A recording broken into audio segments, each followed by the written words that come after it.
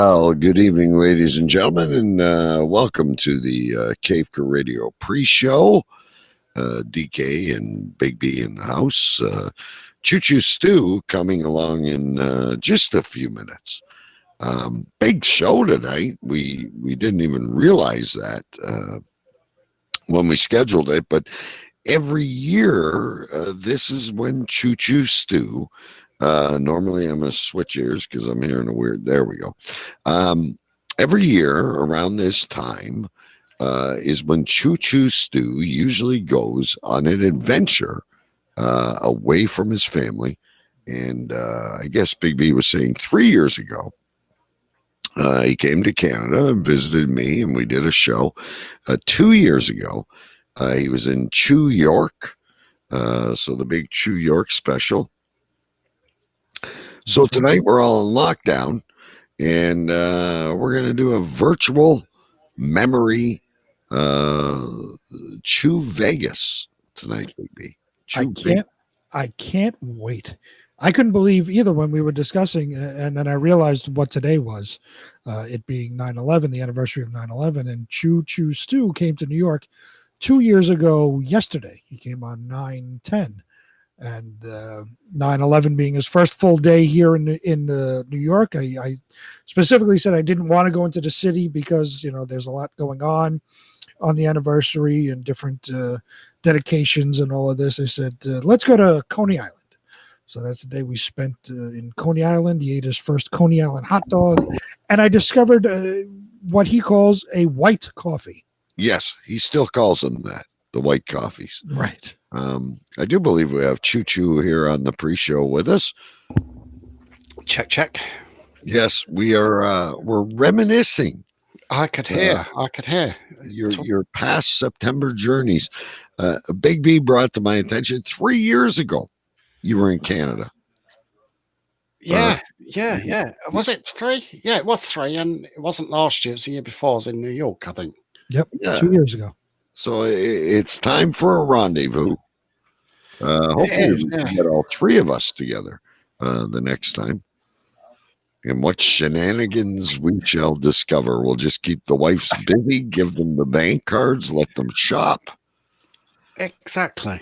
Yeah. And we'll go on an adventure. So, tonight, ladies and gentlemen, Choo Choo left us with a cliffhanger.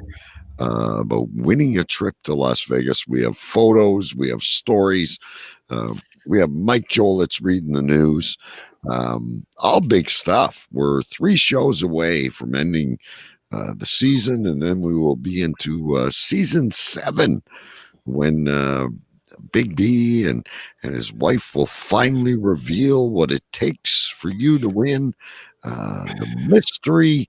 What do we call it? Grab bag or it was hold on, I have it written down here somewhere. The CCR treat bag extravaganza. The treat bag extravaganza next year, ladies and gentlemen. And being that we're in Canada, England, and the United States, there's a lot of going to be shit moving around. But somehow we're going to get it all to Mrs. B prior to the end of season 7. Or sometime during the endless summer beach party of season 7, and good stuff. So we've already been discussing things, and it's going to be very us, and the listener who gets it will appreciate everything in there. Now, are we going to have multiple, kind of a minor, couple third prize, second prize, grand prize? I don't know. Should we? Well, I think so. I mean, you don't want to give the whole, Mrs. B jumps out of a cake grand prize. So, well, then I guess we have to figure that out. Maybe Choo Choo Stu does a cameo for somebody. Somebody a happy birthday or a happy anniversary or something. Right. Someone gets, seeds for their garden, for their home allotment. There you go. We've had many free business counseling from Cave Crew Radio. We have great ideas. We've never taken them anywhere, ladies and gentlemen, but we have some great ideas here on the show. Anyway, so Choo Choo, you were on the train tonight. You ready to go? You ready to take us on this adventure in about a few minutes? Yeah, I'm not sure if my Wi-Fi is playing up or is it someone else's, but it's a bit hit and miss at the moment. I missed that. What do you What? say? Yeah, what? No, my Wi-Fi seems to be going a bit hit and miss at the moment. It's a bit buffery. Well, that's not good. Yeah. You got half an hour because we're going to do our 20-minute chit chat. Then Mike Joel reads the news, and then we're right into Stu Vegas. Oh, please don't have high expectations. Well, there's always high expectations. We have pictures, ladies and gentlemen. I have no idea. We'll get timelines. Big B and I were talking. We're even going to be able now to send Big B the pictures. He's going to be able to cut them, place them in his book. This book should be buried in a time capsule somewhere. There's still plenty of room left in the book. I mean, there is lots and lots of pages, empty pages that need to be filled. Well, then we can't go away quite yet. And by the way, ladies and gentlemen, we will be promoting it on the show, but there is a $13 t-shirt sale. So you can still, my wife actually had hers on upstairs reading her book tonight. The Cave Crew Radio Lockdown. 2020 lockdown t-shirts are $13 again, and that's the best price they go. I've seen them as high as $24. So my face mask is in New York, apparently. Yeah, mine's some Serbian refugee is wearing mine. I have no fucking idea where it is. Mine has been posted. It's with DHL or something like that. But it's in New York. When did DK? When did you order yours? Probably a week before Choo Choo Stu, but I don't check every day because then I get really upset. I just wait, and one day I'll come, and my Cave Crew Radio mass will arrive. See, this is why for the treat bag, when things have to be shipped around, this is why it takes so long, because the Canadian Postal Service takes forever and a day to get anything to any other place besides Canada. Yeah. Even getting something next door takes about a week and a half. It's crazy that I live, 5, 6, 7,000 miles away from Stu across an entire ocean, and I'll send him stuff and you stuff on the same day, and he'll get it before you. Yeah, I know. 2 days ago on the 9th, mine was at Edgewood in New York. All right. Listen, guys, we got a show to do. Stay put, ladies and gentlemen.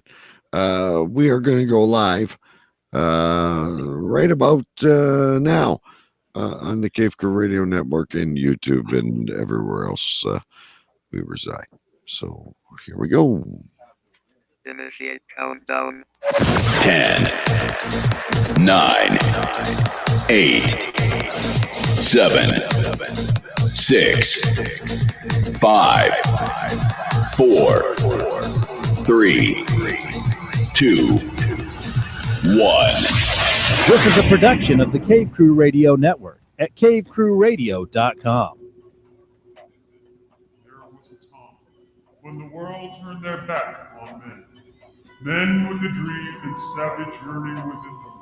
Legions compelled by passion that knows no boundary.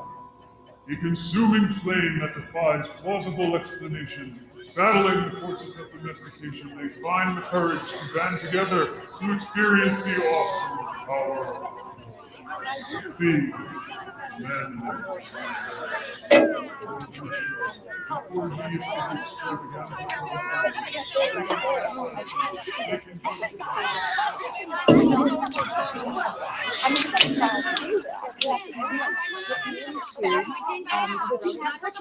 say this with all due respect.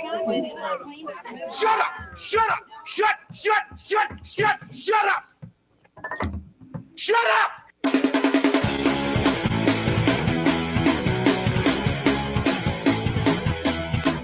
Tonight's broadcast of the Masculine Feminist has been commandeered by the secret society No Ma'am. Gotta go to a place where I can get a shot and a beer, steak, man. Saying we can stop, get pancakes, and then we'll get laid, all right? Why do you drink ice cold beer on a hot day? Mr. Clevin, what else are you gonna do with it?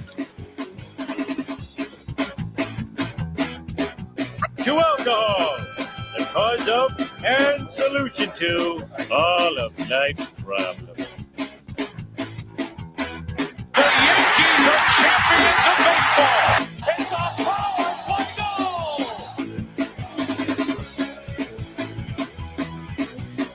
This is Cave Crew Radio.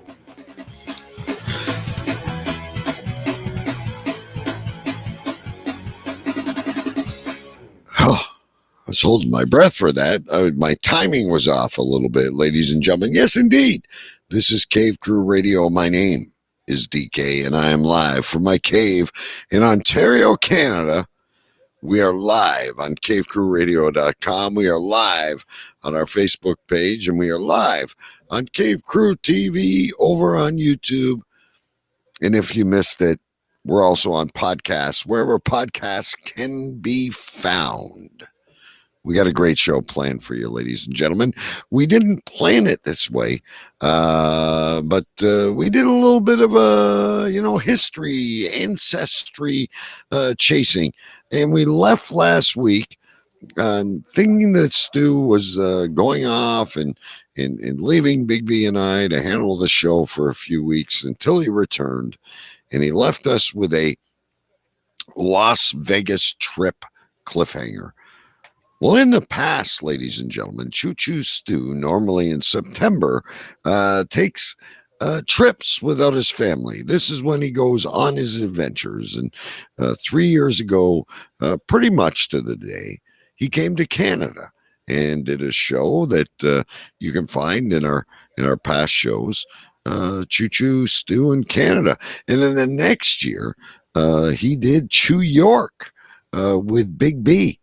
So nothing is more fitting during this crazy year that it's time for Choo Choo Stu's annual trip. But it's a flashback. It's a virtual trip. But trust me, it will be memorable. He is the most interesting man in the world, and he'll be in here soon.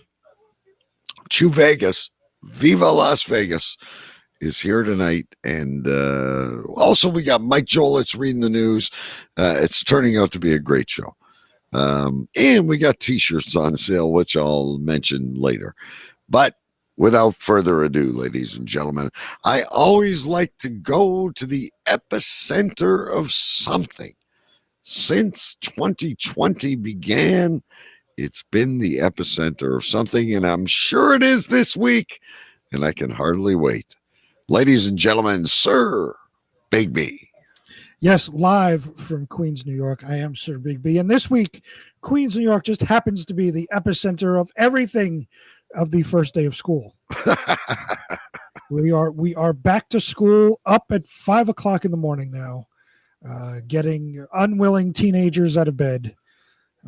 It's been an interesting couple of days. And you have the fascinating thing about what you have going on is you have the teenagers starting high school, yep, and you have the young James starting kindergarten. Yes. What a yin and yang that's going on there. God. You know, I say this all the time. We were getting to the point where our older son was almost able to stay home by himself, so me and my wife could go out and go to movies or do whatever we want. We would be a little, have a little freedom, let our older son have his little freedom. But we went and fucked it up and had another kid. You know what happened?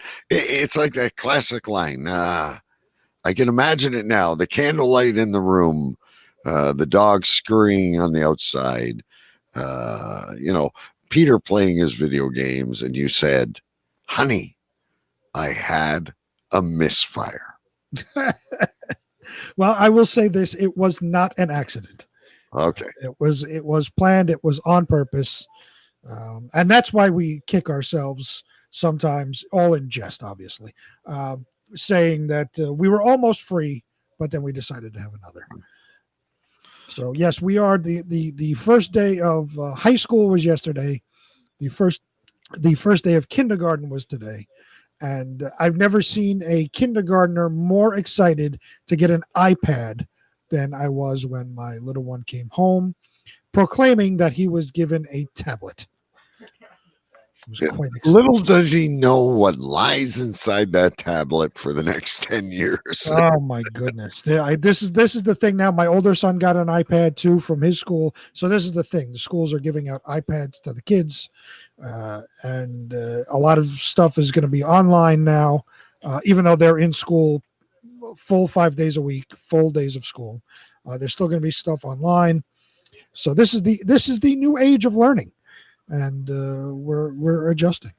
Now, see, my son, we've decided to keep home, and a lot of the people inside our bubble are doing the same thing. And he's online, he's in Google Classroom, and he's complaining about these assignments. And I said to him yesterday, and my wife got really mad at me because I was telling him the ways I used to cheat, how I'd read the back of a paper book and do a book report, just hoping the teacher had never read the novel, and how I had to take the watch out of my watch and put physics formulas inside. They got Google, they got tablets, they got, I don't know what the Google's name is, but they got what's her name on the iPads, Alexa or Siri. Yeah, they have any number of ways to cheat, and nobody will know because they just look it up on the internet. Skill. No, they don't. Absolutely not. Basic skill to do it. Can I tell you, I got through 2 years of English class just watching the movie A Clockwork Orange. Right. I was supposed to read the book. I couldn't get through it because they had all that weird language. So I just said, fuck it. I watched the movie, and I got through 2 years of writing reports on this book just from watching the movie. And do you remember Cole's notes? Oh, we have Cliff Notes. Cliff Notes. We call them Cole's Notes. Yeah. Anyway, bring our friend in. He worked all day, and he's here to join us, and he probably has some stories as well. Kyle James, welcome to the show. Hi, Kyle. Choo Choo Stu and chat. He's multitasking, and he's.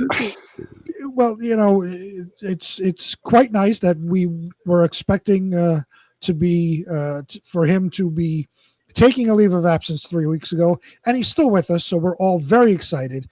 I do believe I hear once again London calling. Is London there? Yes. Good evening, my dear friends from around the world. Going on about that. About school and writing reports, I was the same. I couldn't be bothered to read the book, so I would just read the back, or the first couple of pages, and I'd write my report, and I'd say, you'll have to read the book yourself because I don't want to give the rest away. Good line. See, that's I never thought of that. Yeah, we done The Hobbit, and I've never been into that sort of thing. And it just bored me to tears. And to this day, I still don't know what it's really about because I haven't even seen the film. But I was explaining that to my son. I'd go in the library, I'd pull a book out, I'd read the back, and look what I'm doing now. Had the imagination to tell the story myself, get in front of the class, not be scared, give my presentation, just praying. The teacher never read the book. See, in my day, when we had a project on something, we would get out my mum and I mentioned this last week. My parents had a whole volume of encyclopedias, and so doing my homework, that the very little I ever did, I would get the encyclopedias out, look up the subject, and basically copy it out and just juggle the words around. See, I didn't even juggle the words around because the volumes of encyclopedia that my parents had were like from the 70s. So I know that my teachers didn't have that. So I copied word for word. Yeah. And that got, because I knew they didn't have that specific thing, and they're not looking it up in the encyclopedia. But nowadays the kids are sitting there and the teacher's telling them something and they can fact check it on their phone. Excuse me, miss, that's wrong. Right. Yeah, that's what I mean. The things they have. Yeah. I'm just going to show and stream because we have a pretty good audience out here tonight waiting for Choo Choo Stu. We do have the Lockdown 2020 t-shirts, ladies and gentlemen. I put the link in chat for you. This is a great deal. We all have them. My wife's wearing one. I've had comments when I've been out and about wearing mine during lockdown, and I had some very nice comments about them. $13. They're an eye catcher. $13. Go ahead and get one. And a souvenir as well. Don't throw it away after you finish wearing it. Hang on. Let's go over to. I just want to take that down, and we're going to go over to Big B here. And you can also order 35% off right now. Mine is going to be here in about 2 years. The Lockdown 2020 face mask. So go ahead. I'm hoping mine will be here by next week. I reckon mine will be here. And I think I ordered the pleated version, the deluxe. Oh, you went with me. Big B, I have to ask you, have you worn that like in any of your adventures yet, or are you just keeping that as a we think it's a novelty, but no, I have not worn, like, I keep a regular mask in my car, so anytime I go out, the mask is already in the car. Most of the time I forget that I have these sitting here. I have this one and another one because I know I have the mask in the car, so I just leave and use the mask that's sitting in the car. And you are guaranteed not to get coronavirus if you wear a Cave Crew mask. Right. Oh, your money back. Reserved. Choo Choo Stu will cover the lawsuits on that. I noticed, Big B, by the way, before we move into anything, you're wearing a WKRP in Cincinnati shirt. What a beautiful shirt to be wearing tonight. That's right. It was the first annual. Move my other hair. Oh, it is the first annual Thanksgiving Day turkey drop. If you remember that episode. Yes. It was. I remember Nessman. He was Les Nessman. That's right. Yeah. So it happened to be on my birthday, which is when they aired the show in 1975, 78. Sorry, it's on the shirt. It was on my birthday in 1978, so that's why I got the shirt, because it's got my birthday on it. And I loved WKRP in Cincinnati when I was a kid. You're extremely old, Big B. Extremely old. You're older than me. So I don't know about that. I don't know that I remember the turkey drop when I was a kid. No, I don't remember it airing live. When it was a brand new episode. I remember watching reruns of it. But it says my birthday on the shirt, the month and the day. So that's why I got it. I do remember always watching MASH. I don't know if you recall that show. Sure, of course. Who didn't watch MASH? MASH. Hawkeye. Is he still alive? He is. Alan Alda is still alive. Yeah. No, not Alan Alda wasn't Hawkeye. It was Alan, the guy from Match Game. Alan, were you talking about the movie MASH or the TV show? Alan Alda was Hawkeye. Gary Bergman, the radio guy. That was Radar. Radar, yeah. Sorry. Yeah, Hawkeye was Alan Alda. Oh, okay. Never mind. Shows how much I've got Alzheimer's, ladies and gentlemen. In DK's advanced age, he's got a case of the Biden. I just had a misfire. Old age will do that to you. That just proves, ladies and gentlemen, that he's older than me. Gentlemen, constantly over the past few weeks compared to Sleepy Joe, and I'm not sure how I feel about that. Well, again, that proves that he's older than me. As much as he likes to think he's not, he is. I am from the day of leaded gas. I will admit that. I remember when unleaded gas came out, everyone went into a panic. I had leaded gas in my 1972 Maverick, which was not brand new. I was not driving in 1972. It was a much older car, but my first car was a 1972 Maverick, and it took leaded gas, and they switched to unleaded gas. Right. And I was in like a moderate freak out. Oh my God! When you first learned to drive, did they have to crank the engine? But the hand crank? Not that long ago. Well, and that was your first car. Was that your first car? Was it 1972 Maverick? Yes, it was. Stu, thank you for saving me. That's right. My first car that I got to drive in 1992 or 3-ish, something like that, was a 1979 orange Mercury Zephyr station wagon. See, so you're not that far behind. The first time I made love to this one pig in high school was in a station wagon. Mentioned that behind the roller skating rink. Oh my goodness! Well, see, the station wagon that I had drove, a misfire. Was it consensual or was it rape? I don't know if she even realized what was going on, but I had a misfire. Premature ejaculation. Yeah, whatever. You want to go. Yeah, blink and you'd have missed it. Yeah. I prefer misfire. It's like you're going along. Like imagine Stu in the train and everything's chugging, and all of a sudden the cylinder blows. It's a mistake. It's not on purpose. Yeah, that's never happened before. I'd prefer it would last forever and ever. But I always told the girls, well, I mean, I always told the one girl that it happened with. Yeah. That it's because they're so beautiful, yeah? It's a compliment to the woman. So if I'm getting so busy and I can't keep myself calm and I'm so excited that I have a misfire, that's a compliment to you. That is not an insult. Exactly. Right? Exactly. And like these old man jokes and shit like that have got to end. I got this one guy at work that works for me. He works on the dock filling cylinders of propane. He keeps trying to peddle me Viagra. I don't need it yet. Well, I mean, you're not helping yourself when you wear a hat from the 1950s. You were driving in 1972 with leaded gas.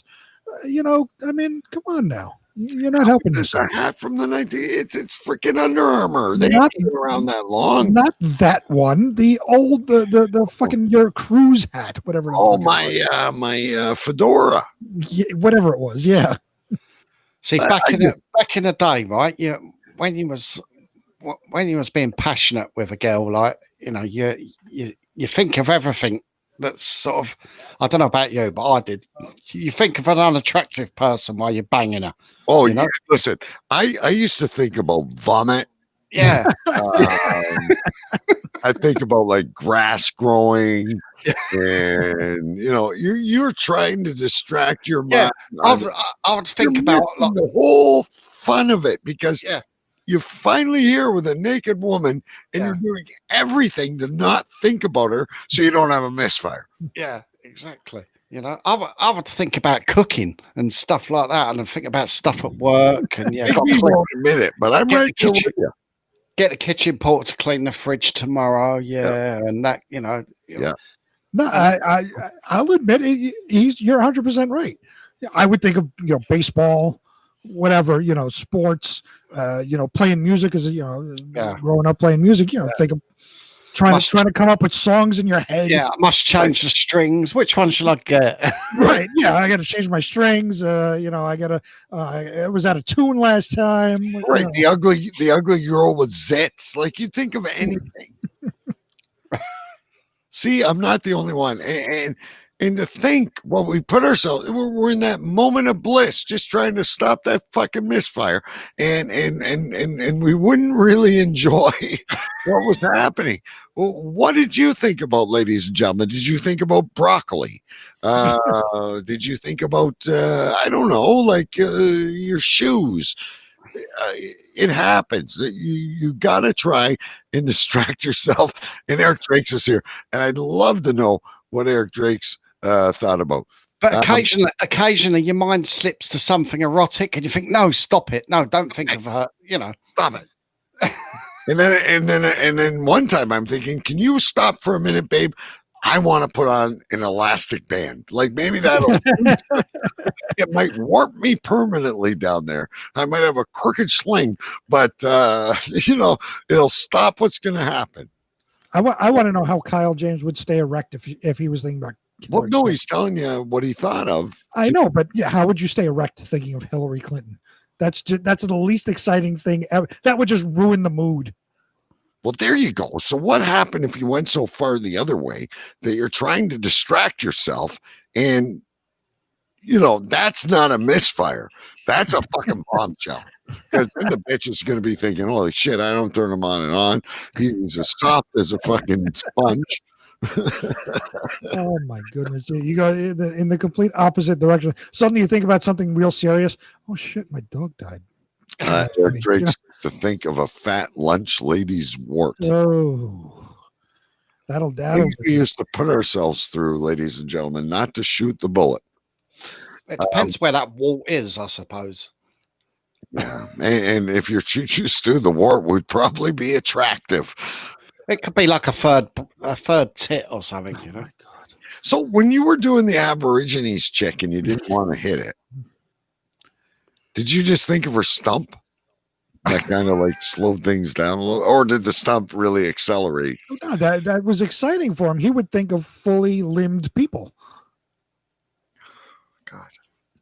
I walked past her apartment the other day, and I looked up at the place, and I was going to stop there and ask, like, do you know where they've moved to?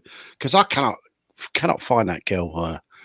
I wonder whatever happened to her. But I don't think you should. Ogie Pogie would be majorly pissed off. I don't know. I just, you wonder. Cost you a lot of money. If you ever did that, Ogie Pogie would take you for everything you're worth. He'd even take the tattoos off your skin, trust me. Just leave the Aborigines girl, leave well enough alone. She's hobbling around in the Zulu jungles right now.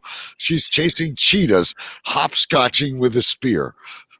I'm sure she has. She's gone back. She's probably in New Zealand or something, or Right. Australia somewhere. Yeah.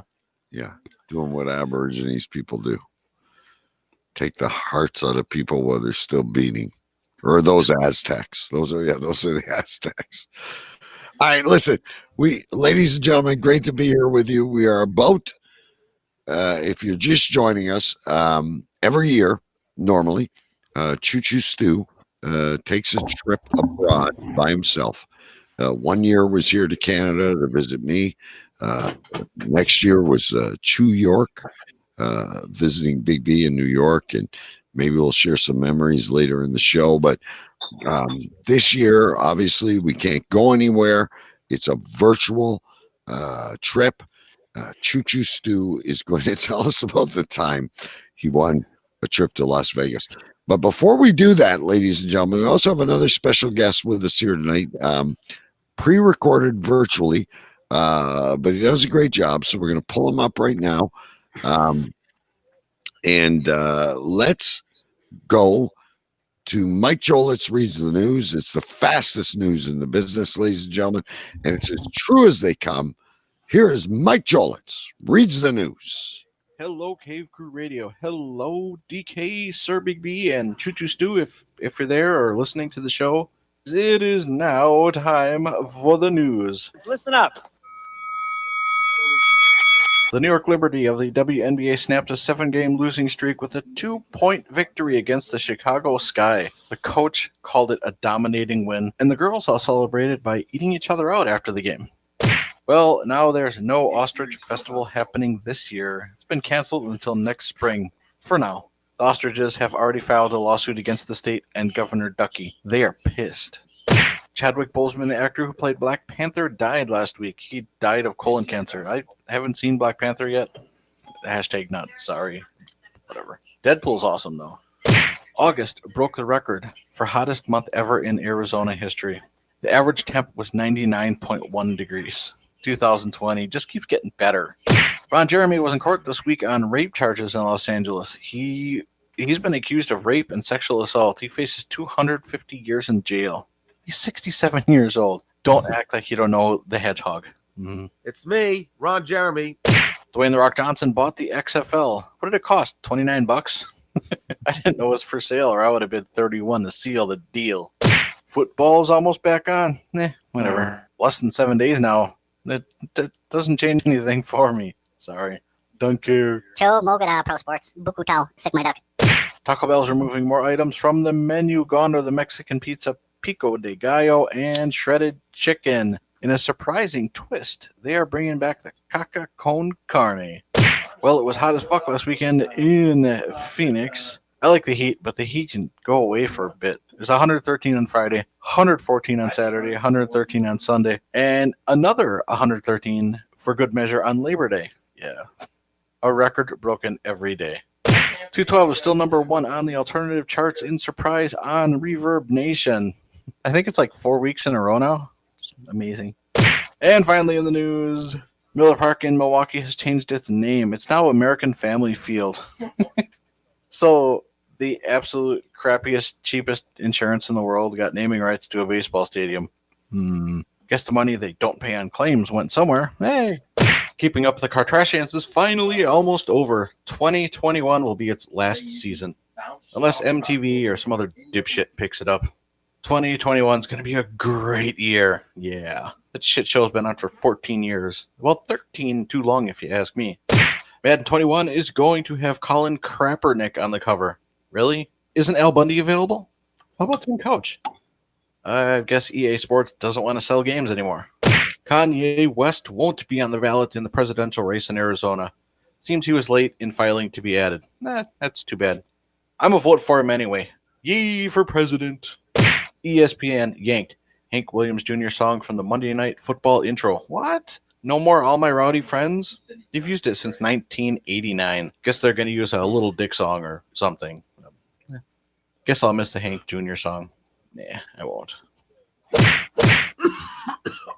And before I go, guys, of course, it is time for the weather. Up in Windsor, Ontario, Canada, on Friday, it's going to be 69. On Saturday, it'll be 78. And Sunday, it'll be 75 with lows in the mid-50s to lower 60s. Over in London, on Friday, Saturday, Sunday, we got 69 degrees with a nice little perky day. On Sunday, it's 78 degrees, lows in the mid-50s. Over in Queens, New York, on Happy Friday, it's going to be 78, Saturday 73, and Sunday a nice 76. Oh, on Monday, a nice balmy 80 degrees and partly cloudy. And out here in sunny, lovely Surprise, Arizona, Friday will be 96, Saturday 102, Sunday 105, and dropping a little bit on Monday to 103. Lows in the low to mid 70s. Yeah. Loving it. Alrighty, guys. Thanks for listening to the Mike Joel segment on Cave Crew Radio. Don't forget to tell your friends, all your friends, about Cave Crew Radio. Choose Chow on a feeder saying later, everybody. Bye-bye.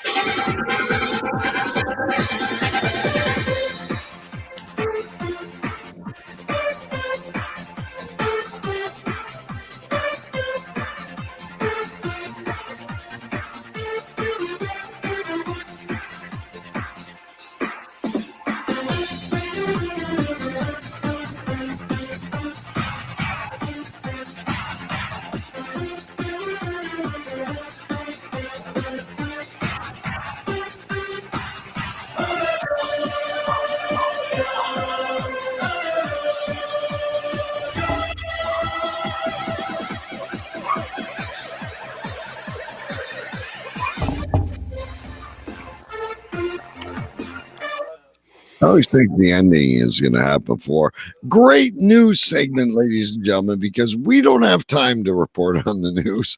Mike Jolitz summed that up. Big B, what takes us 2 weeks in all of about 5 minutes. I love the Mike Jolitz news segment. And you can download that show independently if you just check out Mike Jolitz on all the usual podcast absolutely places. Great guy, and love when he comes by and sees us. I love to at least I know the weather. I don't have to check my weather app, but yeah, some things I didn't know happened this week. I want to ask Mike Jolitz a question, so maybe he can answer in the next news segment. If there was any consideration for putting Uncle Rico on the cover of Madden instead of Kaepernick. Oh, Uncle Rico, yeah. That's a weird Kaepernick. You're either going to love it or you're going to hate it, right? I personally can't believe he's still playing football. Kaepernick's not playing football at all. Didn't he get picked up by the Jets or? Nope. Oh, I thought he got picked up by someone. Nope. The Browns will need him soon enough. Anyway, ladies and gentlemen, thank you for joining us. Cave Crew Radio is the name of the show. Time to get into the meat and potatoes of everything, because I'm sure this is going to take quite some time. We have some nostalgic pictures, and I do want to mention very quickly, though, if you go over to the webpage, cavecrewradio.com, $13 t-shirts for the lockdown t-shirts are now on sale, and best price of the season, and 35% off. Cave Crew Radio lockdown and other design masks. So check them out. Last, I'll try and sell you anything, I promise. So, well, let me play the intro, and then we'll let Big B kind of tell us how we got here, and then it's all Choo Choo Stu. Can I have a drum roll, please?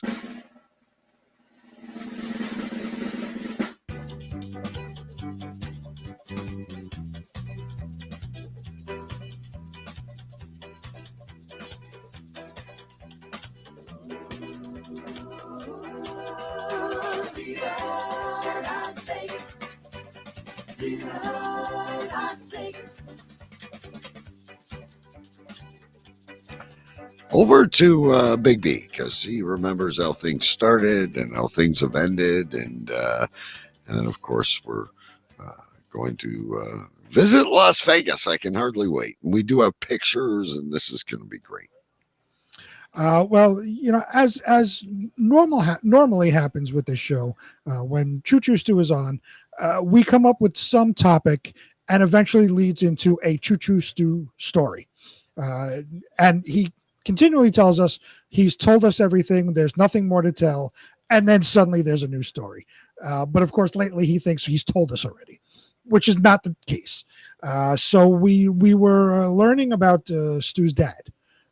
And how into radio he was, and he was on the radio, did some call-ins and whatnot. And I guess it was his mom that was listening to a radio station. They were giving away a trip to Las Vegas. She called in, and she won the trip, the family trip for 4 to Las Vegas. I don't remember how old Stu was at the time. I didn't write that down, unfortunately. But that's what led us to today. That was the cliffhanger.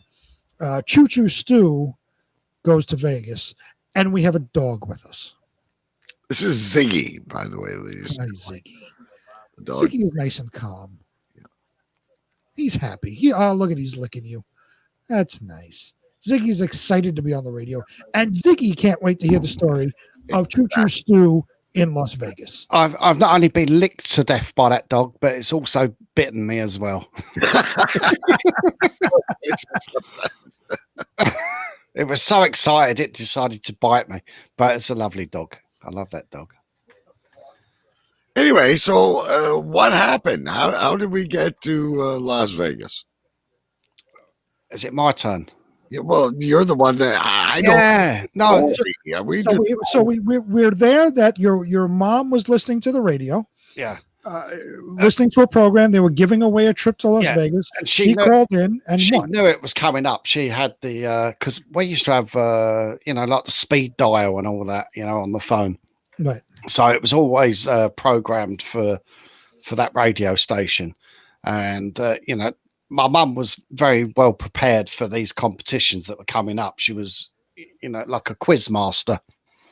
So and it was all a matter about getting the timing right when you ring in. If you're 2 seconds late, you're not going to get through. But she got through, and she won holiday to Las Vegas for 4 people at the I can't remember the hotel now. But she won it for 4 people, accommodation, food, and I think they gave us about $500-600 spending money as well. And this was in 1995. You're leaving 1995, Big B. You're leaving from London, England, so they're paying for the flight. They're paying. This is a big prize. Oh, massive prize! It's a jackpot prize. You couldn't really get much better, could you? Really, like coming from London, to Vegas. Sure. So it's an all expense paid trip. 7 hotel, nights, airfare, food, everything. Food, breakfast, lunch, and dinner. 3 meals. Well, I don't know if it was breakfast, but it was like definitely. Oh, maybe it wasn't. I can't remember. I think it was food for everything anyway. Down there. Yeah, the food was. I don't think we really ate much in the hotel anyway. Right. So, and how many days was the trip? 7 nights. A 7-night trip. 7 nights. So 4 people. So your mom won. Yeah. Who did she choose to go with her? Well, she's got 4 kids, right? So one of them didn't live at home, and I think the rest, for some reason, my younger brother didn't go. So it was myself and my sister, but we wasn't kids. I didn't leave. I didn't move out of my home until in my 30s or something. I wouldn't think you would take your younger brother, because he's the one that they gave away to another family that they just met on another vacation. Right. Yeah. He's missing in a cult somewhere. Right. But you didn't leave home until your 30s, and you still had all these adventures that you've told us about. Oh, absolutely. Yeah. But so it was decided that I would go and my younger sister would go. Personally, I had never had any desire to go to the USA whatsoever. And I wasn't really that bothered about going to New York, if I'm honest. I thought, not New York, to Vegas. And I thought, well, shall I go? Yeah, I might as well. I'll just go and see what happens, So, we took the Virgin Atlantic flight there, and it was all mod cons on that, all you could eat, all you could drink on the flight. Was it first class? No, it wasn't first class flight, but it was to me, I used to go on coach holidays, so like anything that's flying and stuff like that. And what do you want to know? Well, okay, I'd like to know before we even bring up any of the pictures. So this must be your first, we've said you've been to New York now, you've been to Canada now, you want to go to Nashville, you want to explore, you really want to go now. But this is your first trip out of the UK, correct? It's my first trip to the Americas. Right, the Americas out of the UK. Yeah. So, you arrive in an American airport, Las Vegas airport. You board the flight. Yeah. You've taken it across, and you arrive. Yeah. We get a cab. We get a cab out of the airport, and the cab seemed to me, it looked like a really nice car. It looked like a Jaguar. A Jaguar. Yeah. It was like it wasn't a Jaguar, but it looked very similar to a Jaguar. And then we, drove into Vegas and down the strip.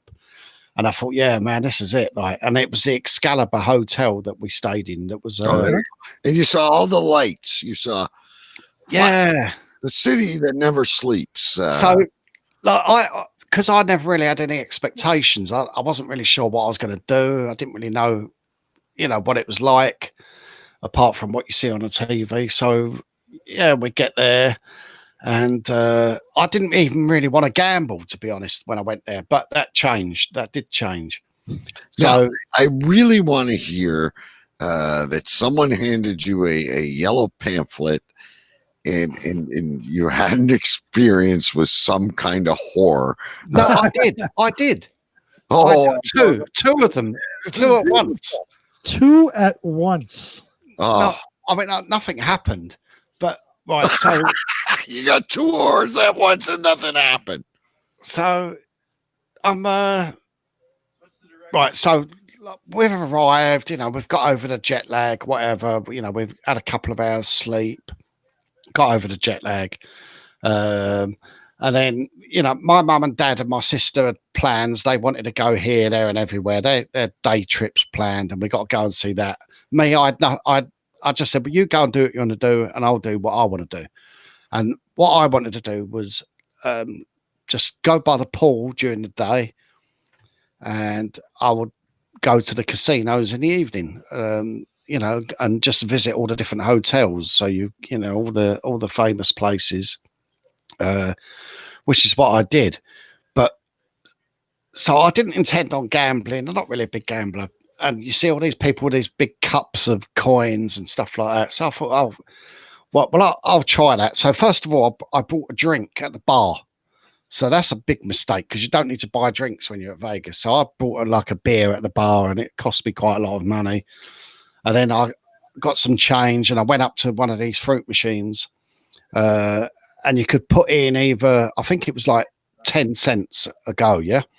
But you could put 10 cents in or you could put 20 in or you could put 30 in. And the prize would be like 3 times the amount if you put 30 cents in rather than 10 cents. So I'm playing on the machine and I realize there's a button on the machine that lights a little light up on the top of the machine, and then your waitress comes round and asks you what you want to drink. So I would get her to bring me a drink, and then I think at the time I'd give her like 50 cents tip or something like that.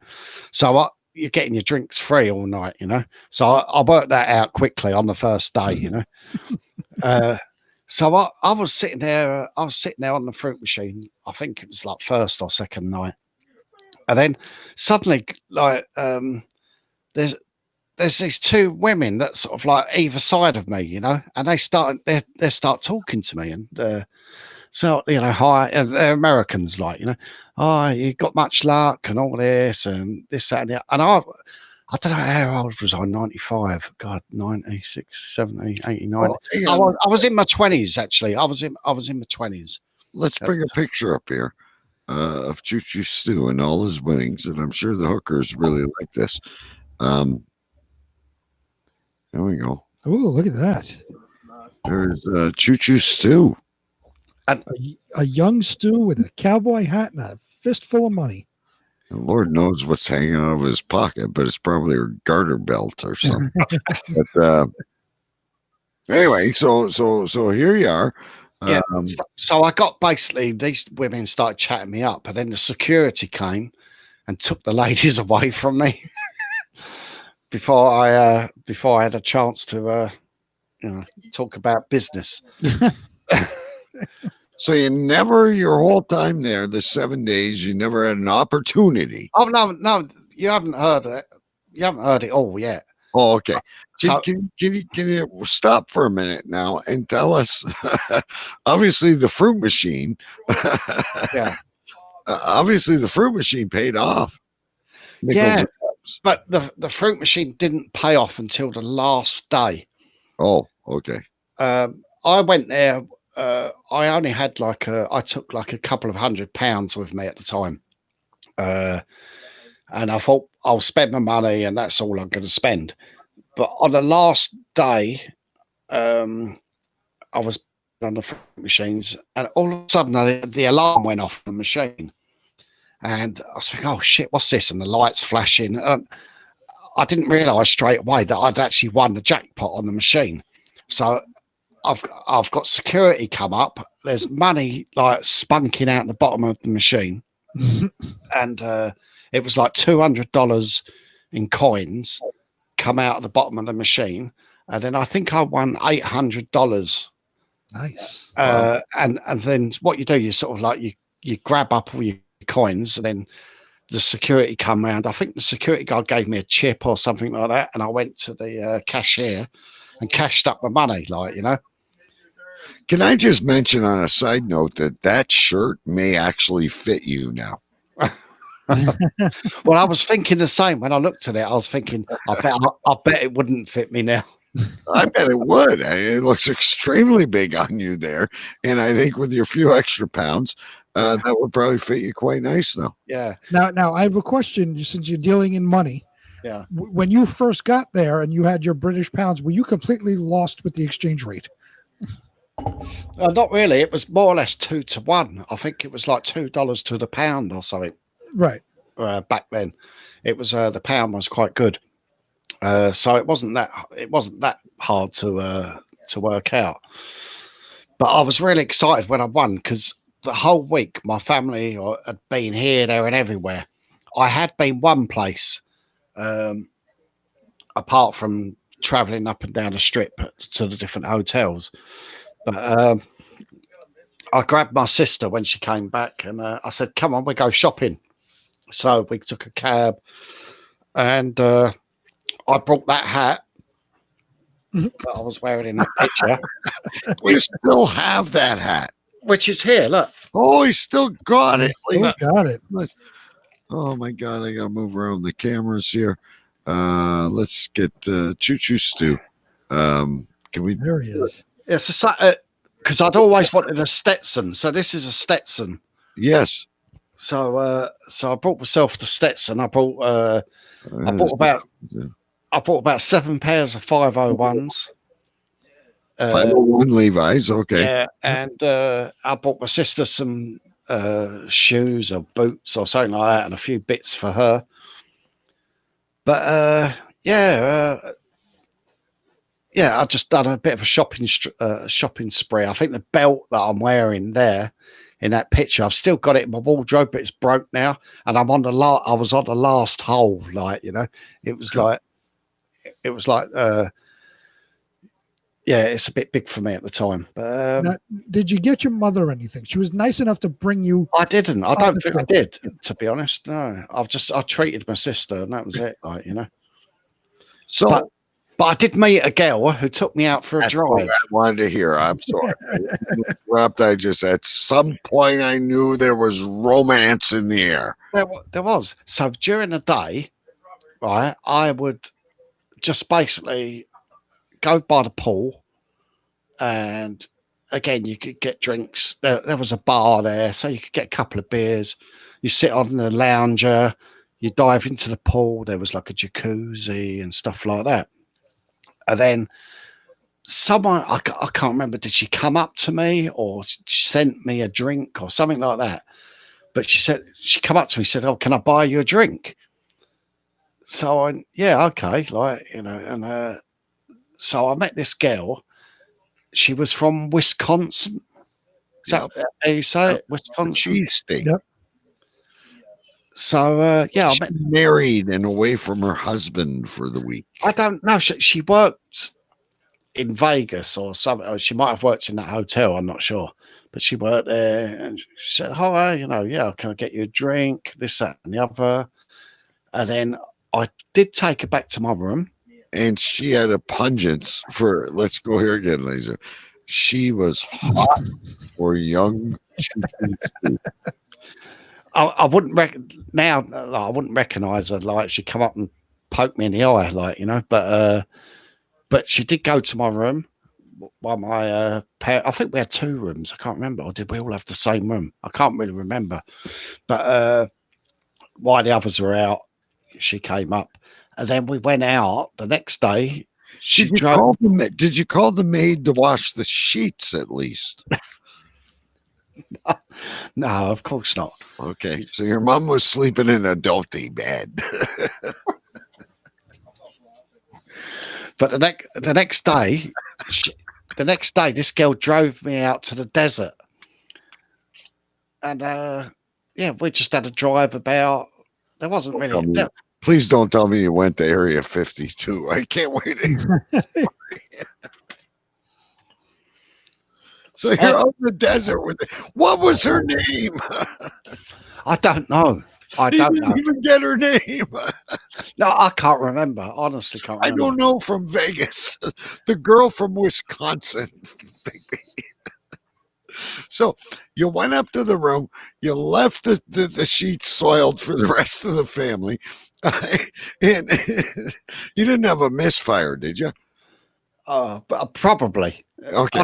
Anyway, so that's irrelevant. So the next day you leave Las Vegas, and I don't know that famous road, whatever it is, Big B, and they're heading out to the desert. Down Route 66, I guess. I don't know. Route 66. Let's run with that. I have no idea. So you're going down Route 66 with the girl with no name from Wisconsin who might have worked at the hotel. You didn't bother to gather any information or get a safety check on STDs. But the thing is, a lot of things just went straight over my head in those days, and I wasn't really. Do you know what I mean? I wasn't really focused. Yeah. I don't know. I wasn't focused on certain points. I think it was the cowboy hat that lured her in. I don't know, because I didn't get the cowboy hat until the last day. So I don't know what it was. But I was really surprised. Someone brought me like a cocktail or something like that. It was. Well, that's nice. And then we went to the jacuzzi and played footsie. Okay, enough of that shit. We already went through that. You're in the desert. You're in the middle. There's scorpions. There's cacti. What's going on? There was. You're not going to tell me you did it in the middle of the Sahara Desert. Please tell us. I think it's Nevada desert. Well, Nevada is Las Vegas. Yes, you're in the right area. So it's a very sandy area that Bugsy Malone built up and made casinos. It's a long story. We don't want to get into that shit. We're not a history show. So you're driving out of Vegas. You pass Wayne Newton's, and here you go. You're sailing the window. Whose car are you driving, by the way? Oh, her car. Oh, she had a car. Was it convertible? No.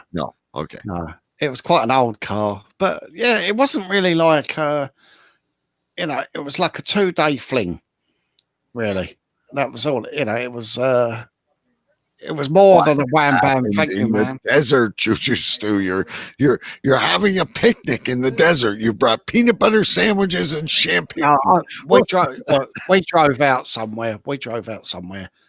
I think we stopped at some kind of bar or cafe place. And there wasn't really like I think there was a quick shuffle in the car, but do you know,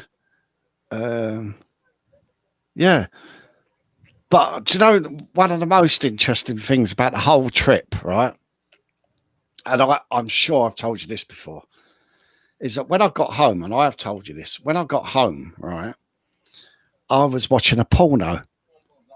Right. I don't think you've ever told that. Of course not.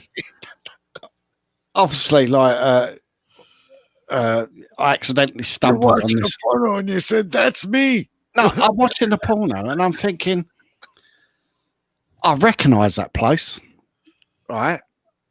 I definitely recognise it, and I was racking my brains, like so. I start watching, and then I realised, like, because I'd skipped the beginning. So, of course, the beginning's always boring. So at the beginning, small talk, right? That's the beginning of the porno.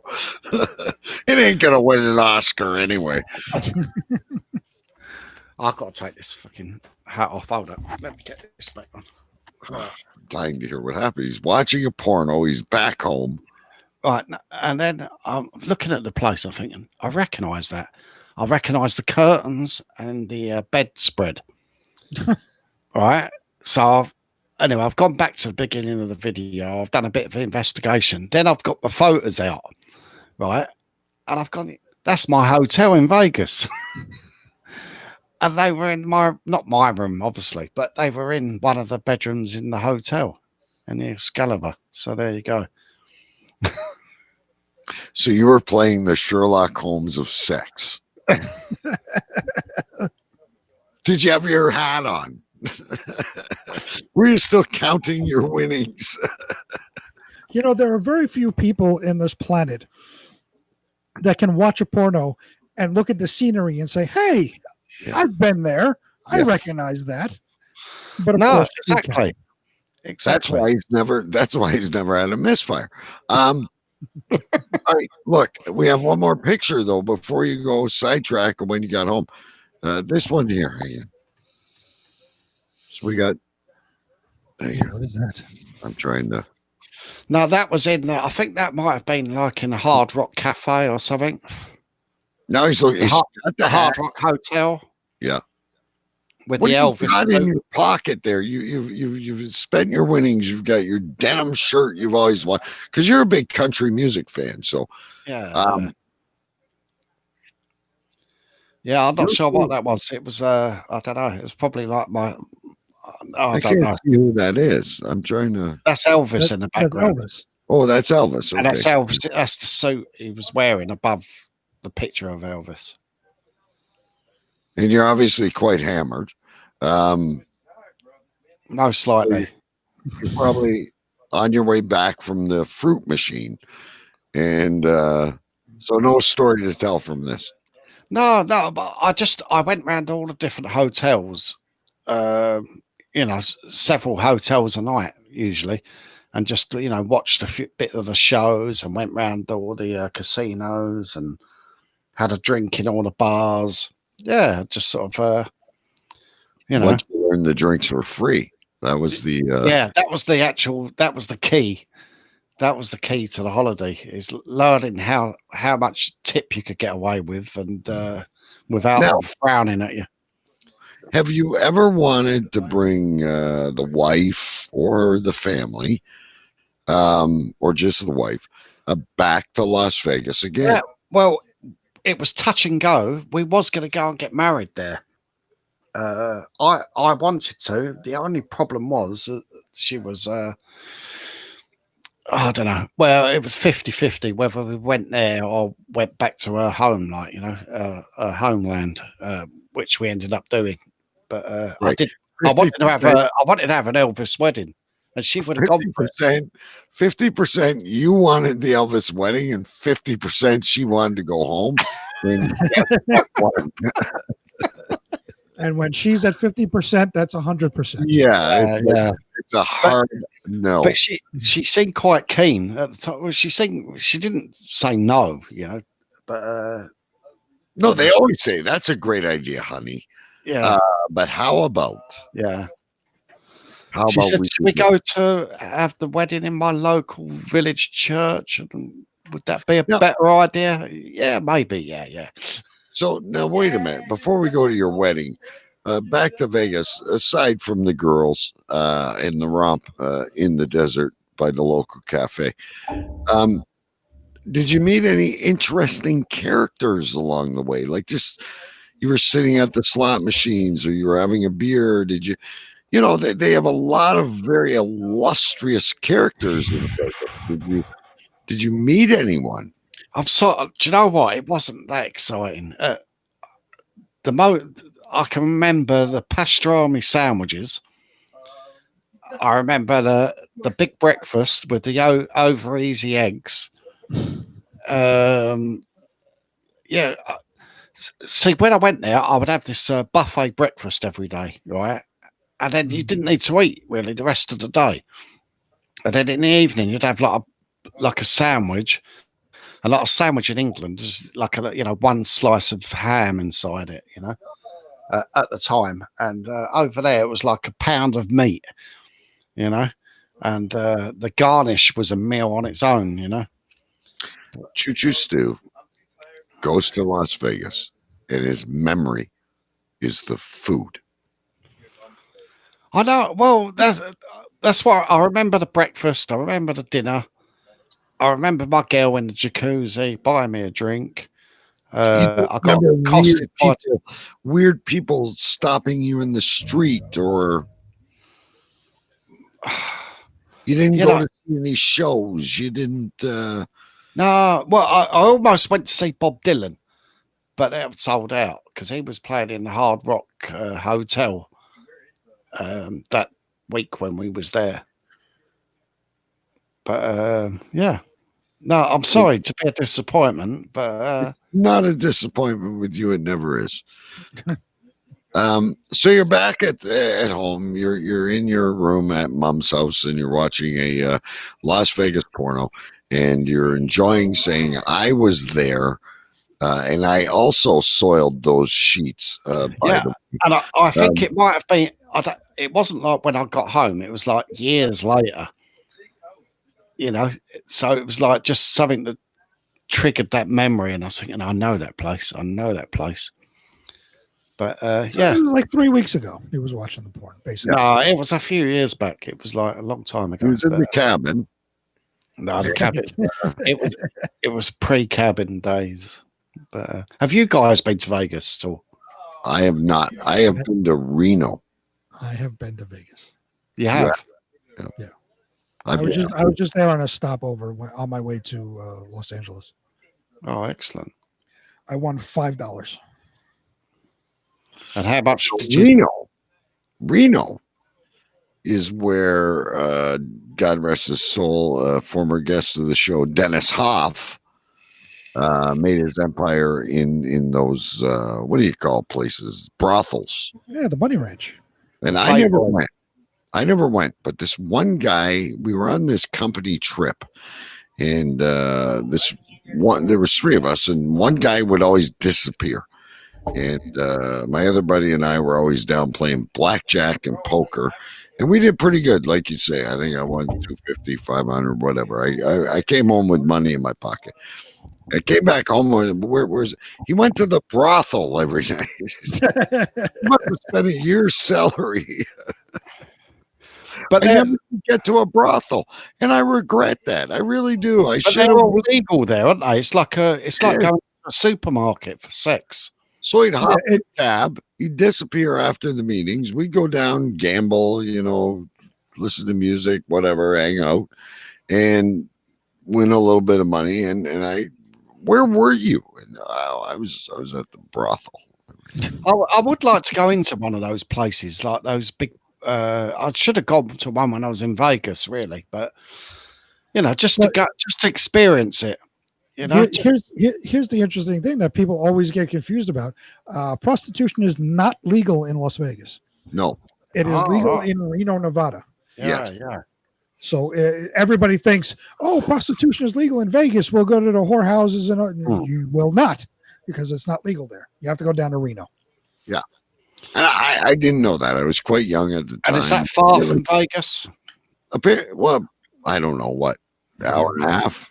Yeah, so I think it's like south of Vegas. Yeah, it's up closer to Grand Canyon. Anyway, it's apparently walk in, the girls all stand around the bar. Yeah.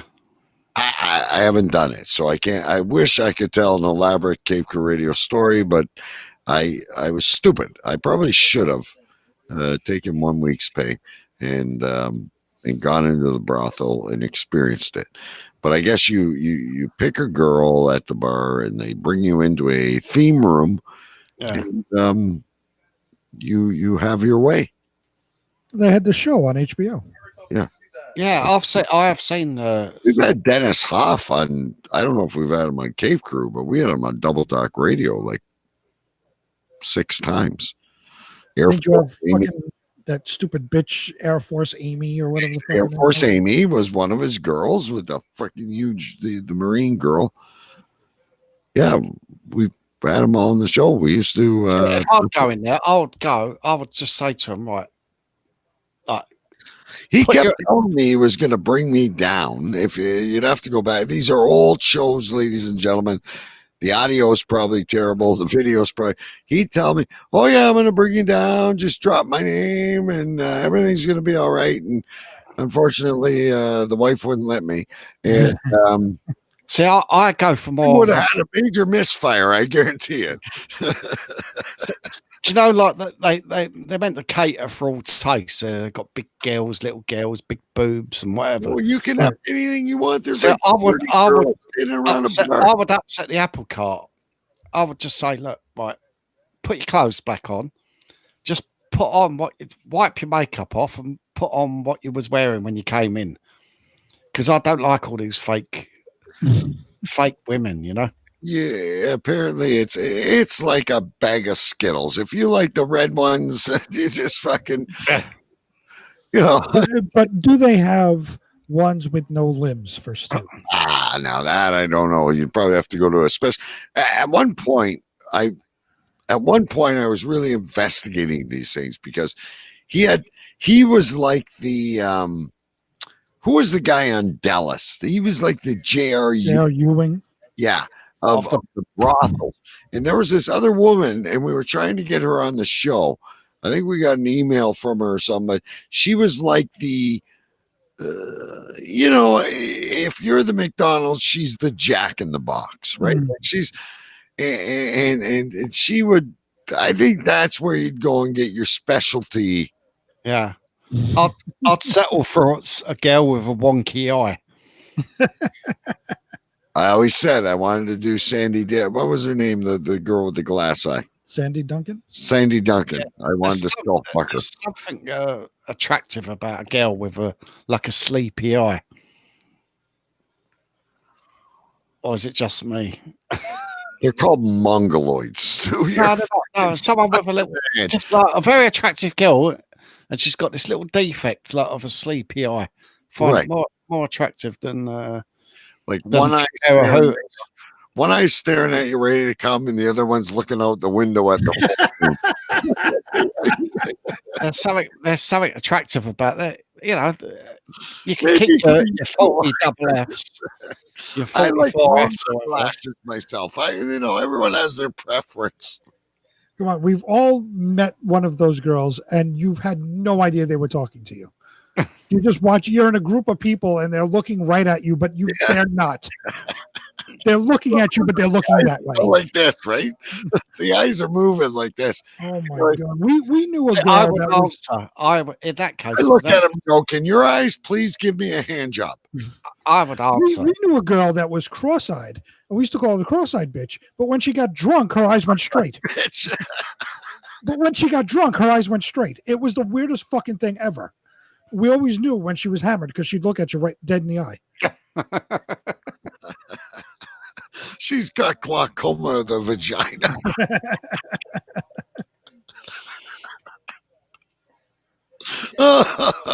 So anyway, tell us about the girl with the lazy eyes, Stu. We don't know when you're going to come back again. Oh, you know, when you're at school, there's always a girl with a plaster over one of her. So she had an eye patch. Yeah, you know. Right. They're trying to straighten it out. Right. They're trying to reach. I got you. So they usually put the eye patch over the good eye, right? Yeah. It's like the ugly Betty. It's the ugly Betty. What? The ugly Betty. The ugly Betty. Okay. Yeah. The ugly Betty's always like, the little diamond, really. You know? Diamond in the rough. Yeah, exactly. Yeah. So you got the girl with the patch. What happened? That's what year, and I also want to know what year this was. This wasn't in Vegas or anything like that, you know. No, but he has a timeline going on. I can't remember. She could have said, did she have a name? We'll just list her as Betty. Yeah, Betty. I'm not sure if she was the Christmas party girl. Not the one where I was sick. The one with the dancing socks, right? Oh God! Oh, what, the Christmas socks? You mean? Yeah, the one where the Christmas socks played the music. Did we mention a girl called Jill? I'm sure we have. I'm looking now. Yeah, you I'm have sure 20 minutes. You have 20 minutes. We need Jill. there was a girl and called Jill, and there was one that worked in Marks and Spencer's lingerie department. Right. She had the dodgy eye. I just hope Choo Choo Stu doesn't get a pee test at work tomorrow. No, I've only had like 3 little stumpy bottles. Oh, okay, you're okay. So anyway, Jill, tell us about Jill, the lazy eye, worked at Marks and Spencer's. How'd you meet her? You went in for some meat pies. What happened? No, we used to just drink in the same pub after work, you know, and there was something about her that she had the eye which ticked the box. She ticked the eye box, but there was something about her that didn't tick the other boxes. I don't know what it was. It was like, I don't know. So you're BFFs. You're more or less BFFs. Didn't really happen. No, it just didn't really happen, you know. But well, what happened at the Christmas party? We do have a girl named Jill from 92 to 93. It says he met her at a Christmas party. He went back to her house. Her female friend gets called into the room. And after the suck button gets pressed, she showed one breast and left. Nothing about a lazy eye. So this is the same girl. It must be. No, it's not. No, Jill worked with me. She worked with, and it's funny. She put me under a lot of pressure, Jill, because she was married at the time, I think. And she said, I remember she said to me, "Oh, my husband is just wham bam, thank you, ma'am." Misfiring. And her husband misfired a lot. And so there was a lot of expectation on my shoulders, you know. Right. But and she looks at you with that one eye. So that's not the same girl that I have written down in the book. What is it in you that finds sexual attraction in physical defaults? I mean, it's a beautiful thing. You remind me of Jerry Lewis and the muscular dystrophy telethon. But you find beauty in physical defects. Well, you know, everyone is beautiful, you know. And that's wonderful. I shouldn't make fun of it. I shouldn't make light of it. But like girls with no legs, you know, girls with eye twitches and patches over their eyes. It's not my ideal. No wonder you notice the fucking wallpaper in a fucking hotel when you watch You're looking for the wrong things, bro. Like, I don't know. So anyway, you and Jill at the Christmas party didn't hit it off. She's a married woman. I've already told you about Jill where I was sick in the toilet, and then she. So No, you haven't told us anything about this. Big B is scouring the book. No, Big B knows this. I was sick in the toilet at Christmas party, and then I came back out, and Jill said. She said to this woman, I think she said to even me or the other woman that I work with, she went, God, and she was snogging me, like, you know, she goes, God, he smells gorgeous. And I'd just been vomiting. I do remember that story. Mm-hmm. Bless your soul. Bless your soul. Bless her. Yeah, it all goes on. It all goes on. At what point in all these stories do you not look in the mirror and say, I need to go to rehab? I mean, I used to love fucking people. I'm hanging with the wrong crowd. Maybe I should get into cosplay and dress up like superheroes. Like, it's like you're meeting the wrong people.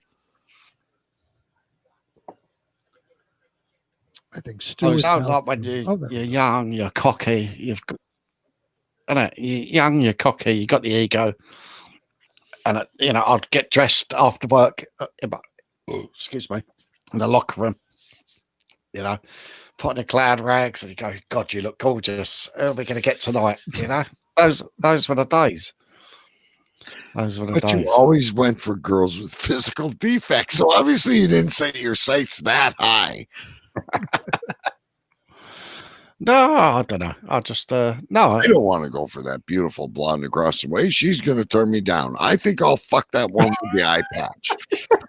I will always say that it has to do with his aunt that had no legs. Yes.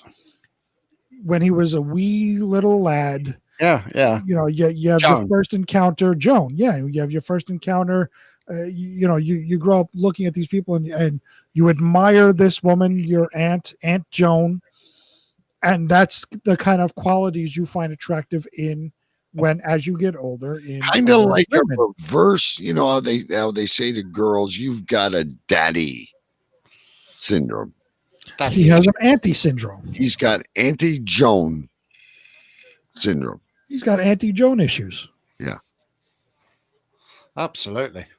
So you're watching this woman with arms like an orangutan get hell bent to get down the stairs to get her baked beans in the kitchen, and you're like, this is what it's all about. Never mind those other voluptuous women hanging around the city. I'm looking for the vermin. No, I don't think it's about looking for the vermin. I think you could just look for the beauty that other people don't necessarily see. Well, obviously they don't see. They got eye patches over there. I see it very well. Their peripheral vision is not quite. Oh God. Oh God. So what do you like when you're doing the girl with the eye patch? I'm just curious. And guys, I admit I'm the villain. I'm the bad guy. Send me your hate mail. But I'm like wondering, did you grab her face and cause she only had one eye, right? And it's off going that way. Did you grab her and say, fucking look at me?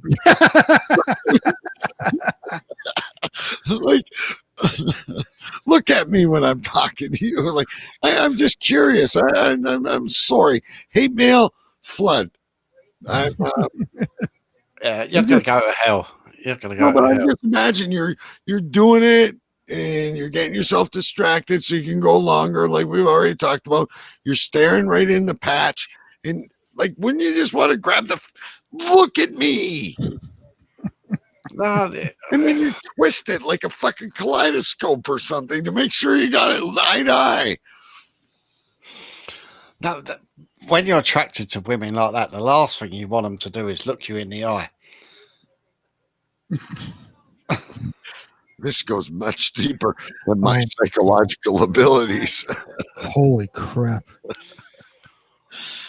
So we need Mike Devine back just for this specific. Yeah. Did you ever carve anyone's eyes out because they were looking at you, or am I going too far with this? It's not October yet. No, there was no. Or did you just turn them upside down and shove their face in a pillow? There was no devilish actions with me, I was a very good boy, really. I was respectful. Always respectful. Did you ever pretend you didn't have a limb? Did you ever fold your leg behind you and go, pretend I'm Long John Silver? I'm Long John Silver. And can I borrow your patch for a minute? Call me Peg Leg on your head, put it sideways. You'd look just like a pirate. It'd be beautiful. Go out with me artificial hand, Oh my Lord, have mercy on my soul. All right, we have 10 minutes. You got to carry us somewhere, Stu.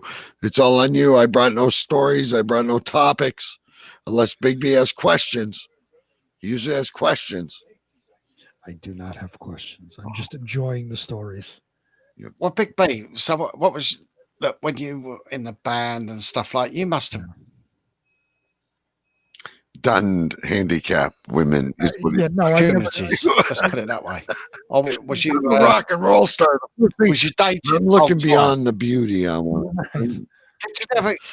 Or you must have had plenty of opportunities where people are throwing themselves at you, and they're not always the best looking ones. Yeah. Oh, yeah. No, I No? had tons of opportunities, but you pulled up the picture several weeks ago. You saw my girlfriend. Yeah. I wasn't Yeah, doing yeah. anything. She was nice. Yeah, yeah. Yeah, I wasn't doing anything. And then later on, I The one-eyed Sandy Duncan wannabe donator. right. Yeah. No, there was plenty of times where we went to a house party, and these chicks invited us to a house party. They were excited that we were going to be there. We rang the doorbell. This chick came out in a nightgown, answered the door. She was literally 250. Oh my! Yeah, pushing 3. But she thought she was sexy in a nightgown. We got in the house, and there was a ton of people there. We just started drinking and kind of keeping to ourselves.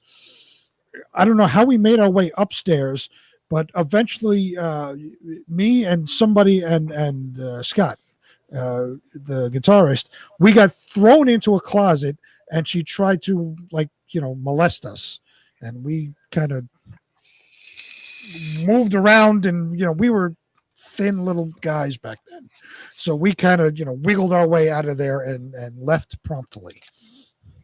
Hang on, not to take away from the story. Jason Scott looks like he's sitting in a blue waffle inside a woman that squirts.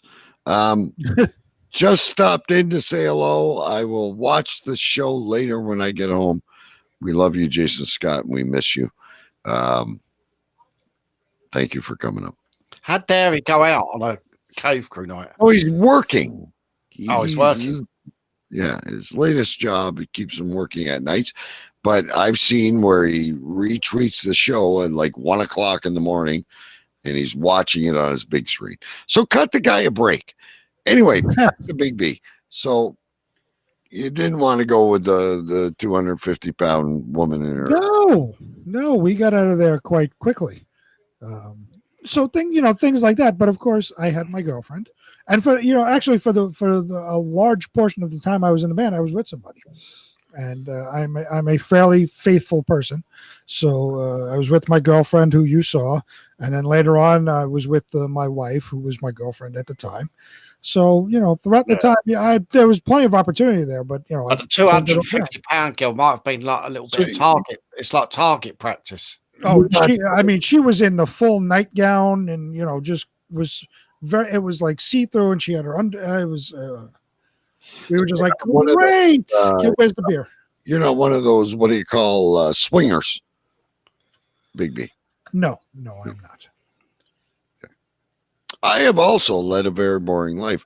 Whether they've asked me if I've raped or not, I have led a very vanilla life compared to Choo Choo Stu.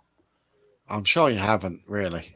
There must have been like late nights in the office, and Yeah, not so much. I mean, when I was younger and I was playing hockey and I was growing up, but I wasn't taken. Once this woman got me, I basically have been under dog collar and chain. Yeah, I mean, I have plenty of stories, just not sexual ones because I was with somebody. I have plenty of other stories where my drummer broke a phone booth over his head. We were accused of stealing tractors in fucking Utah.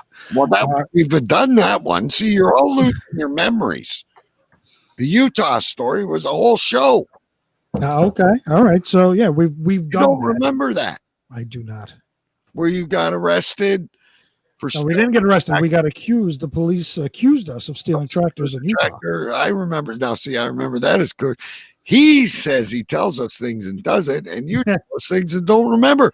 Now you wonder why my job's so hard, ladies and gentlemen.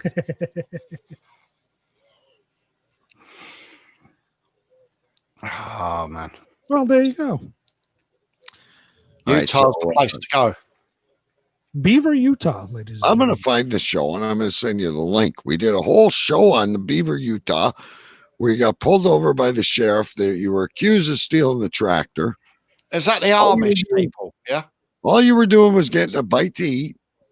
Yeah, that's what we would do. No, it wasn't the Amish people. It was just, it's a small town in Utah. And the people were very excited that a bus was pulling up because they don't get people there. And we got out. We went into the restaurant there, ordered food, and we were waiting for it to cook. So we're hanging out outside, and cops just came up and said, you steal, you're trying to steal farm equipment. We're like, fuck you talking about? Like, those people over there said you were trying to steal their tractor. So fuck, we just got off the bus. What are you fucking talking about? 10 minutes ago, I was on the highway. Get the fuck out of here. So very quickly that got resolved. But being in a strange small town where the townspeople come out to look at you, and then get accused of stealing farm equipment, it's always fun. Yeah,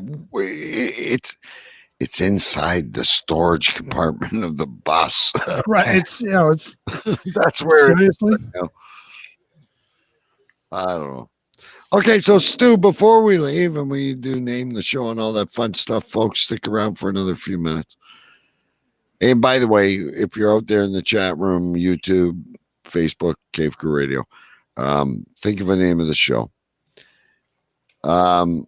Stu, what is your schedule looking at like now? Like we write you off the show, and a week later you're back, and you're a co-host. You're not a junior intern anymore. You're more than welcome to be here. But should we prepare the people that you may not be around for a few weeks with your training and whatnot?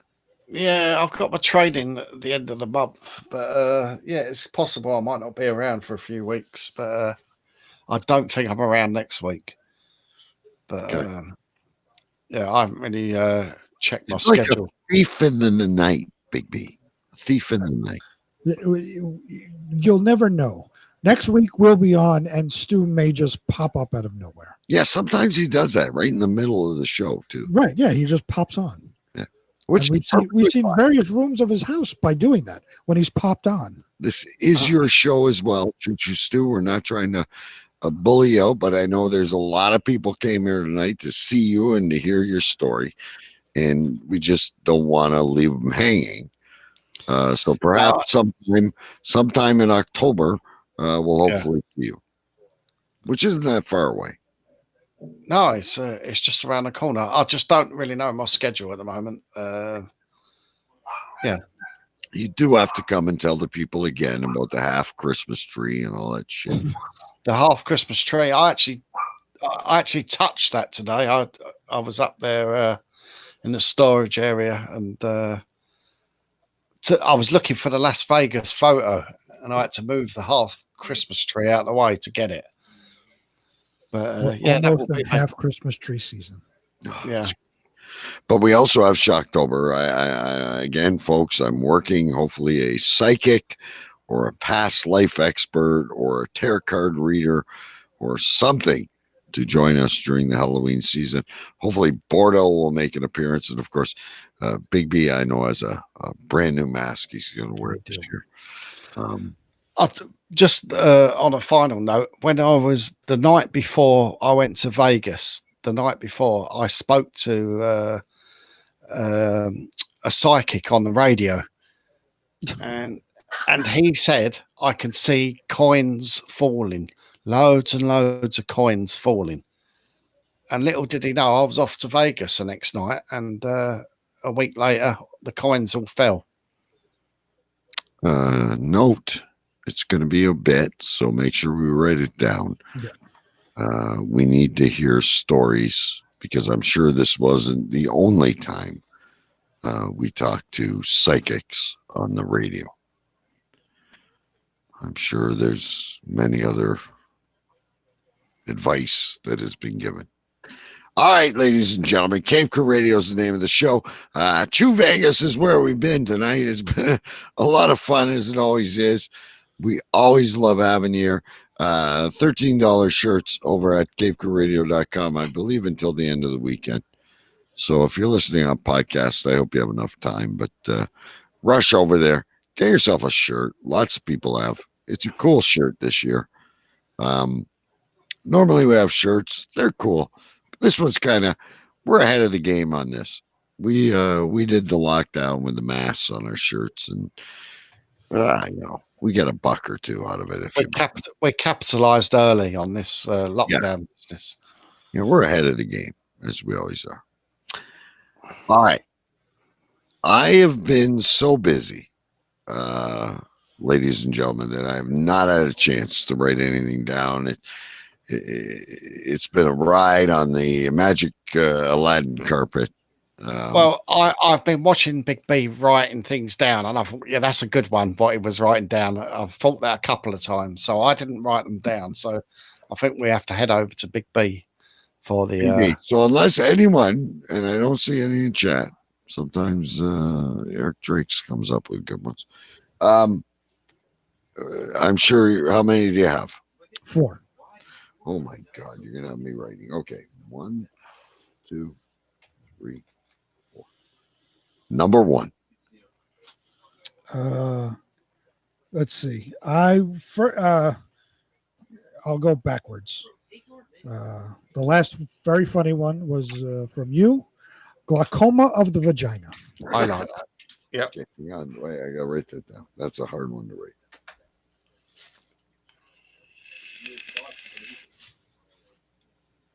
Okay, I got that one. Okay. We also have an entry from Eric, which we will get to. Hang on. Yeah, we should bring it on the screen here. Yep. It says deformities and misfires. I like that. I like that too.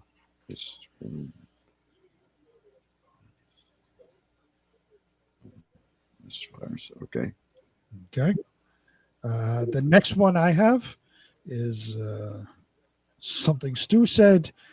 I'd settle for a girl with a wonky eye.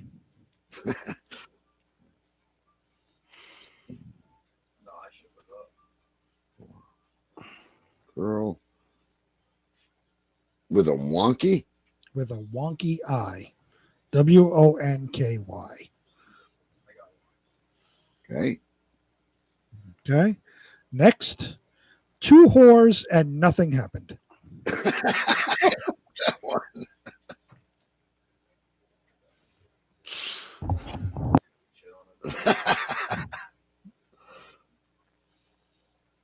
Okay.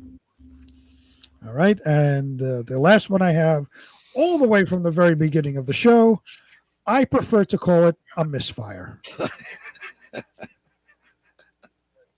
Okay, hang on a minute.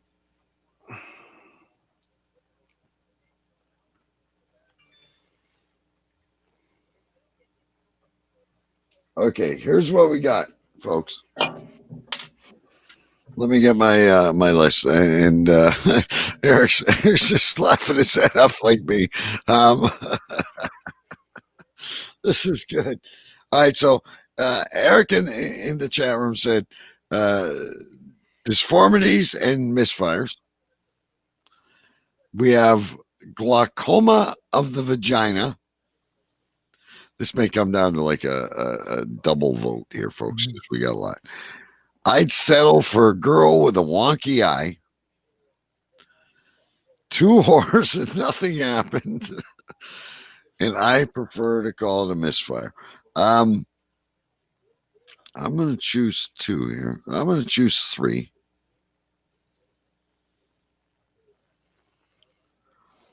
Okay, I'll go first. Here's what I've narrowed it down to. Disformities and misfires. 2 whores and nothing happened. And glaucoma of the vagina. Those are my 3. That's just mine. Stu? Well, I quite like the glaucoma of the vagina, and I like 2 whores and nothing happened. Oh, geez, we're in a deadlock here. Big B? The 2 I like actually is 2 whores and nothing happened, and I prefer to call it a misfire. Okay, so all right, so I prefer to call him, and then Eric says he likes the 2 whores and nothing happened. So here's where we're standing. It looks like it's going to be 2 whores and nothing happened. Okay. We got 1 vote, disformities and misfires. We got I prefer to call it a misfire. Nobody's voted for the wonky eye. We had 2 votes for glaucoma of the vagina, but we had 3 votes for 2 whores and nothing happened. Well, they're all great titles. Are we in agreement with that? Yeah, we go with the 2 whores. 2 whores and nothing happened. 2 whores and nothing happened. I mean, they're all of them are. And that just proves I've got values, you see. 2 whores. You always have values, and they're all great. They're all great titles. You know, I just had a great idea. We should have a title of the year award, kind of like the Academy Awards. Yeah. We've named all these shows. We should somehow group it into, like, maybe 5. Right. Like, do some polls or something like that. Mm-hmm. And we should have the title of the year. Eric, I'm with you. I like them all. They all fit in. It was a fun show. Great to have you here, by the way. Yeah, I think when we're doing this grab bag and all these things for the next year, and it's going to be a great year. I think we should have like we should actually dress up a little bit, choose, but there's over 300 shows, so I don't know how you choose 5. Well, I think amongst us, maybe we'll figure out the top 10, and then we'll put it to a poll. And the top 5 in that poll, then we'll choose those, and we'll choose the winner out of those. Oh, one that comes to mind was a baggy vagina. There's baggy vagina. There's a fossil fuel called poo. There's so many different. Well, I have a few of them in here. No, trust me, we're almost at, we got to be at 250 shows, if not more. But anyway, I have to admit, though, tonight, I think we had a harder time. Some nights we look at it and we go, what the fuck are we going to name the show? And we just grab one, right? Like tonight, these are like, there was some good, solid, legitimate contenders. They were definitely, they were all, very worthy contenders tonight. Yeah, I have to agree. All right, ladies and gentlemen. Great show as always. Eric, we love you. Eric has a show of his own. Big B, you know what it is. Yes, Eric Evil's Thrash Assault on Metal Devastation Radio. Look it up. I'm not sure. I believe it's on Saturday afternoons. I'm not sure what the time, but look it up. Metal Devastation Radio, and look up Eric Evil's Thrash Assault. And Eric has promised us in season 7, he's going to join us at some point. I'm trying to get Eric on this show for a while now. All you need: headphones, microphone. You can even do it by phone, but if you have a laptop, even better. And a camera, and you're live on air with us, and I bet he'd be a hoot and a holler. Absolutely. All right, ladies and gentlemen, Choo Choo Stu, thank you for joining us, and we will, I'm sure, see you soon. Big B and I will be back next week for 2 more shows before the end of the season, and I haven't decided what's going on next week because we're still on this week. I'm sure it'll be exciting, whatever it is. 2 whores and nothing happened, ladies and gentlemen. This is the name of the show. We will we'll see you next week. Later. See you later. And there's that. And we need... Shut up! Shut up! Shut up! Shut up!